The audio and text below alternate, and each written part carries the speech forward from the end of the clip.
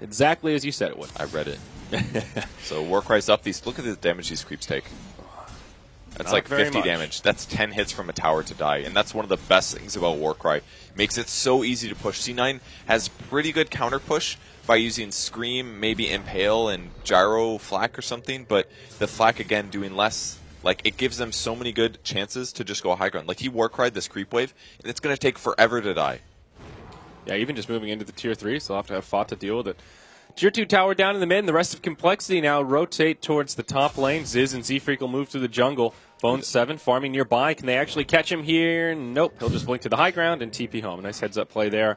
Misery did buy the blink dagger. He'll TP home as well. Okay, that's really what C9 needs to score their kills now, because they were lacking that before. They didn't have quite the same mobility that Complexity did, and they didn't have nearly as many stuns, so it was always forced to be someone like Lion doing the rotations. And without blink, Lion is actually a bit scary, because if you run into too many heroes, you're probably dead if you don't stun him, like we saw.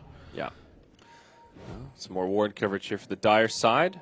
Still continuing with their aggressive wards, and now actually putting a defensive ward down as well, which did come in handy as Complexity were rotating through their jungle. Let's take a look at Complexity vision now. They've got some deep wards themselves, very centered around this mid lane, looking at the Dire Secret Shop, the low ground near their Ancients, and also the mid here. So pretty good intel for the movements they've been making, and pairing well with this aggressive style they've had. They do know that some of Complexity is in their jungle. They smoked in the enemy jungle to gank their jungle, but it doesn't look like they're going to find anybody. Complexity is kind of rotated away from it. Yeah, this is a great ward right here. They can see whenever Envy or Fata most likely to be farming this big camp. Usually a spot where you feel pretty safe deep in your own jungle, but relocates are always a possibility if somebody gets a little bit low. And that's the threat that Complexity has. C9 has to worry about constantly solo farming a lane, because if the Centaur is in the area, anybody can get solo killed, with the exception of maybe, well, not solo killed, but it would be a stomp into relocate kill. Viper's maybe a little survivable against it, but you got to get your timing. You have to pop your BKB or dodge that stun, and that's difficult. All right, invisibility room picked up by Misery. He's just a couple of creep kills away from level 11. Big pickup for Lion.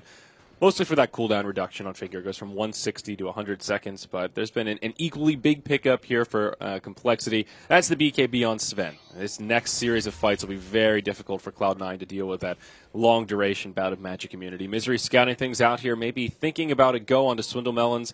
It's getting pinged out. He would need someone else to come. Envy's pretty nearby here in the lane.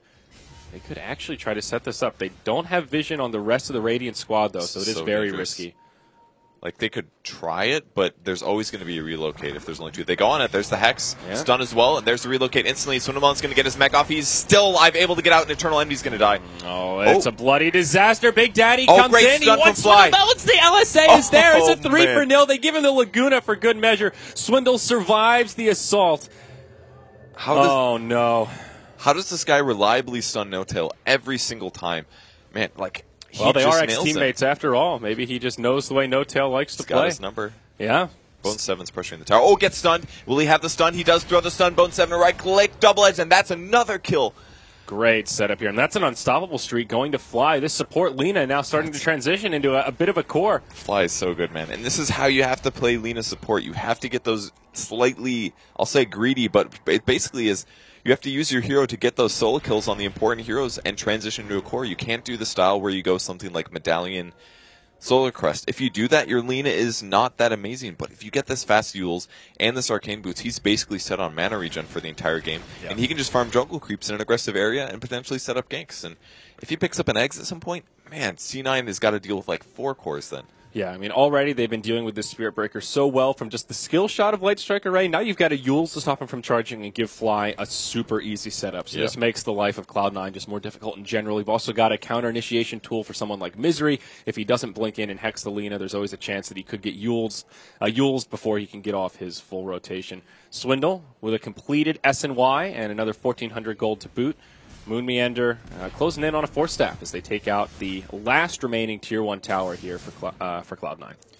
And their survivability is still so good on Complexity. How many double damage runes have there been this game? There's been at least 2 on Bone 7. I've seen at least 2 or 3 on Complexity. Yeah, there have been quite a few. I agree with that. It's a really good rune here to get for Shadow Fiend, because that's a Tier 2 tower that's going to fall, because Complexity knows that they're not going to challenge them at this point. Yeah, especially with still this fresh 10-second BKB.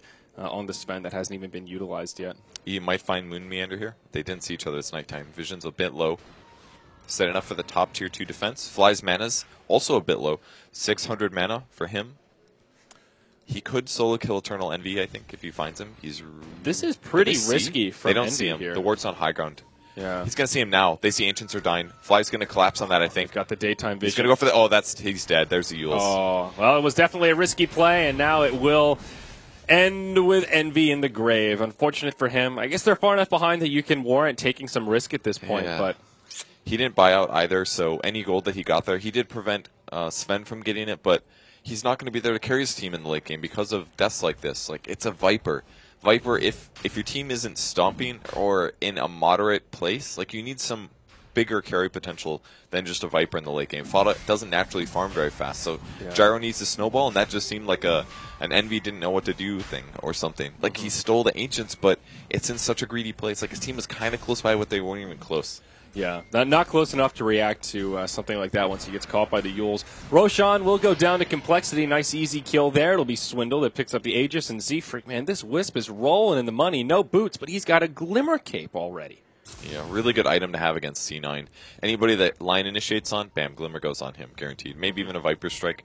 They just have so many good ways to reduce the damage, and if C9 can't get that first kill, there's no way they get it. And there's not even a Dazzle. And now this IO scales so much better and so much more offensive. Fly going to find himself in a world of trouble here, but nice Stampede from Moon Meander to counter-initiate. He'll get Yules, but Lion gets zapped down by the LSA. Big Daddy says, I'm out of here. He TP's home, and it ends as a 1-0 in favor of Complexity. Another failed gank for Cloud9. Fly almost has Aghanims. Yep. Well, with that one, yeah, now 500 gold away. That's insane. He is actually a core now. He's out farming Moon, who's become the 4.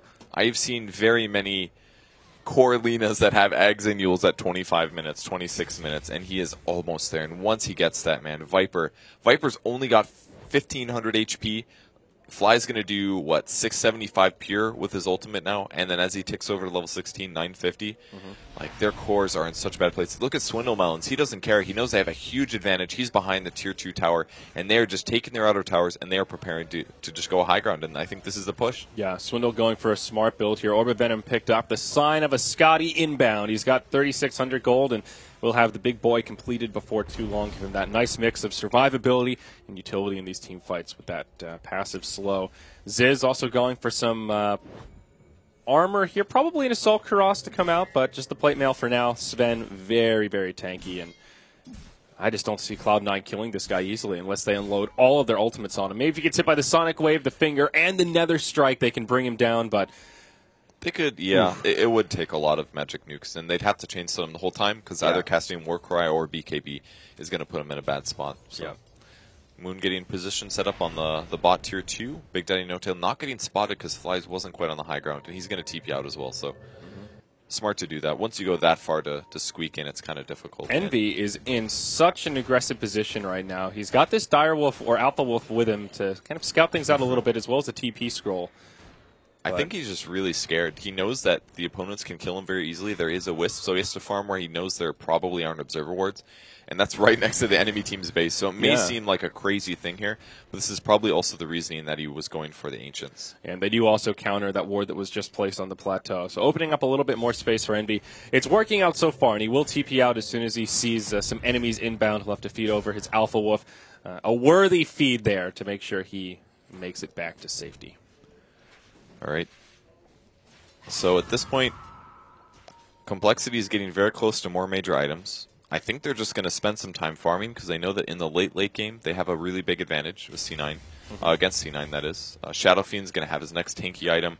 That'll give twice as much HP as it would normally because he has an Aegis, so that's even more damage that C9 has to expend to kill him. And Sven actually very close to the Assault Kuros, now just a Hyperstone away with 1,000 gold in the bank.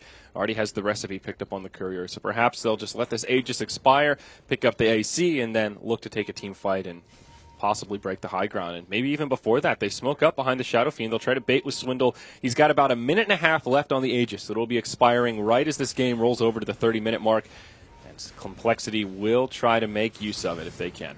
And there's the Warcry. So 20 extra armor for Shadow Fiend in case he was hard to kill before. Such good synergy with that because so many SFs just build HP.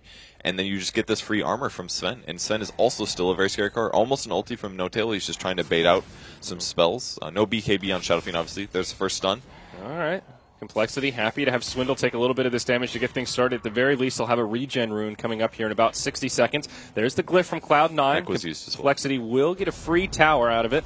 Swindle, the one to grab the last hit there. There's Big Daddy goes in. Another strike onto Swindle Melons as well as the Viper strike. Call down, but he gets off the Requiem. Moon goes jumping in deep. Big Daddy brought down, but a great Sonic Wave from Bone 7. Squishes up Complexity. There's just no follow-up damage. Ziz diving deep here with the BKB on, and they've got no way to stop him. As soon as Envy gets caught by the Scotty, he's going to be down for the count. Buyback now from the Viper. Maybe Fada can start to clean house. Lena's died. Moonmander getting low. They'll Glimmer Cape him.